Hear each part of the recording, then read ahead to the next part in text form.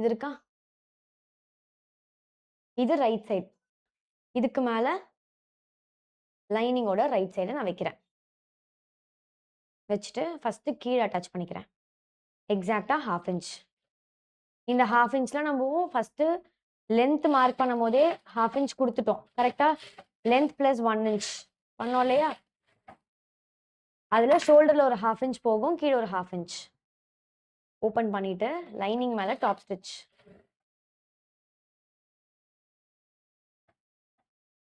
திருப்பிட்டு பக்கத்துல 0.25ல இன்னொரு ஸ்டிட்ச்.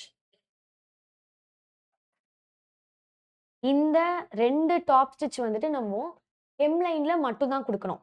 ஸ்லீவோட எண்டுல, ப்ளவுஸோட எண்டுல இந்த மாரி வேஸ்ட் பேண்டோட எண்டுல அப்படிதான் குடுக்கணும். இப்ப என்ன பண்றேன்? அப்படியே இத திருப்பிட்டு ஸ்டே ஸ்டிட்ச் போட்டுறேன்.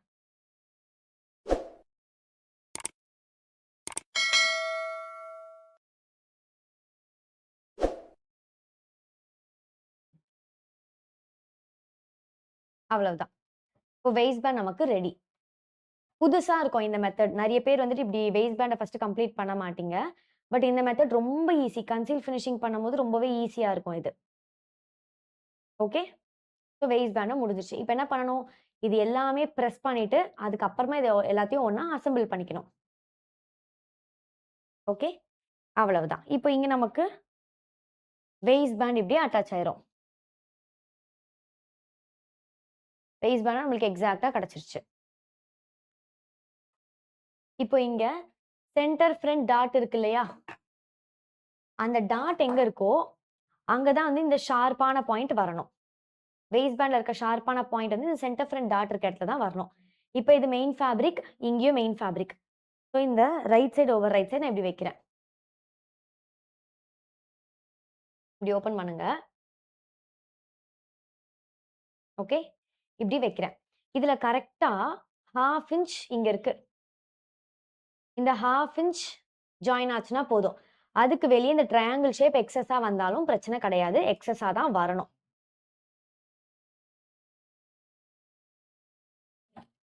ஓகே? இப்படி ஸ்டிட்ச ஸ்டார்ட் பண்ணிடுங்க.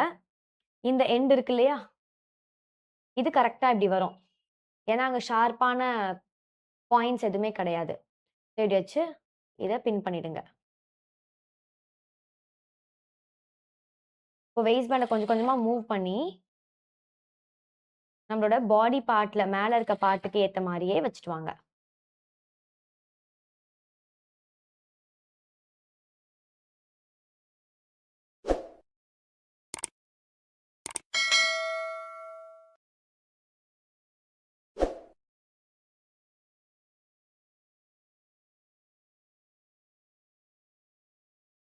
இங்க பார்த்தீங்கன்னா, எக்ஸாக்ட்டா நமக்கு இங்க ஜாயின் ஆயிருச்சு. கிளியர்? இங்க நம்மளுக்கு ஸ்ட்ரெய்ட்டா இருக்கு. ஷார்ப்பா எந்த பாயிண்ட்ஸுமே வராம ஸ்ட்ரெய்ட்டா இருக்கு. இப்போ இந்த வேஸ்ட் பேண்ட அப்படியே இப்படி உள்ள வச்சுருங்க. ஓகே? இப்படி உள்ள வச்சுருங்க. அதுக்கு மேல அப்படியே இப்படி லைனிங்.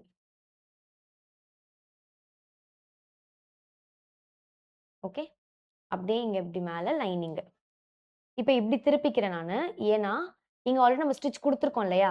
அப்படியே அந்த ஸ்டிட்சையே ஒரு கைட்லைனா வச்சு நம்ம இன்னொரு ஸ்டிட்ச் பண்ணிக்கலாம். இப்போ லைனிங் அண்ட் மெயின் ஃபேப்ரிக் இந்த எண்டுல இப்படி கரெக்ட்டா இப்படி வச்சு பின் பண்ணிக்கோங்க. இப்போ இந்த சைட்ல இருந்து மெயின் ஃபேப்ரிக் மேல இருக்க மாரி வச்சுட்டு ஸ்டிட்ச் பண்ணிட்டே வாங்க.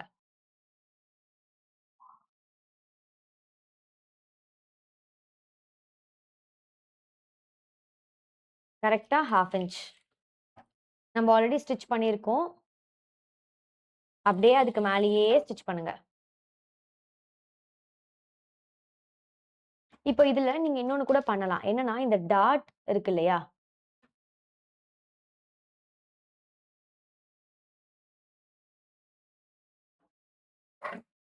இந்த டாட்.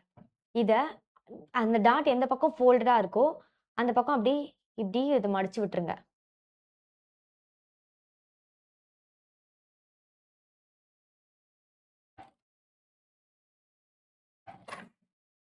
ஓகே. இந்த மாரி மடிச்சு விட்டுருங்க. இங்கேயும் அதே மாரி தான். லைனிங்ல சும்மா இப்படி மடிச்சு விட்டு நீங்க க்ரீஸ் பண்ணீங்கனாலே போதும் அது. செட் ஆயிரும்.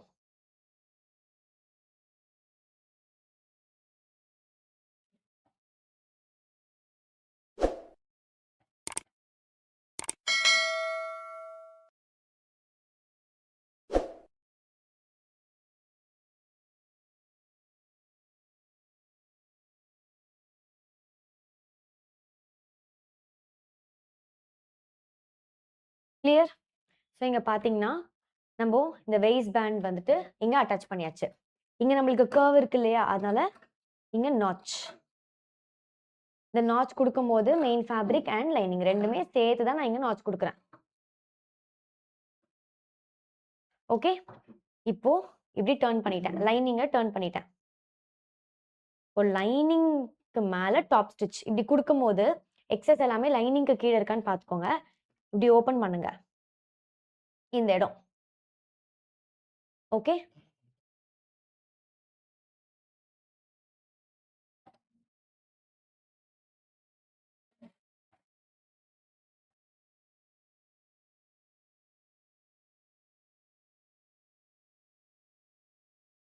இந்த மாரி ஃபினிஷிங் பண்றதுனால தான் பொட்டிக்ஸ்லலாம் வந்துட்டு அதிகமா சார்ஜ் பண்றாங்க. தெரியுதா? ஃபுல்லா டாப் ஸ்டிச் நம்ம பண்ணியாச்சு. அவ்வளவுதான். இப்போ நீங்க இத ஓப்பன் பண்ணி பார்த்தீங்கன்னா, உங்களுக்கு வெய்ஸ்ட் பேண்ட் நீட்டா இங்க அட்டாச் ஆயிருச்சு. இங்கேயும் நமக்கு கன்சீல்டா அட்டாச் ஆயிருக்கு. எங்கேயுமே ஒரு இடத்துல கூட நம்மளுக்கு ஸ்டிச்சஸ் விசிபிளா இருக்கவே இருக்காது. தெரியுதா? கிளியர்? இங்க நமக்கு கரெக்ட்டா ஸ்ட்ரெய்ட் லைன்ல வந்துரும். இங்க நமக்கு கரெக்ட்டா ஸ்ட்ரெய்ட்டா இருக்கும்.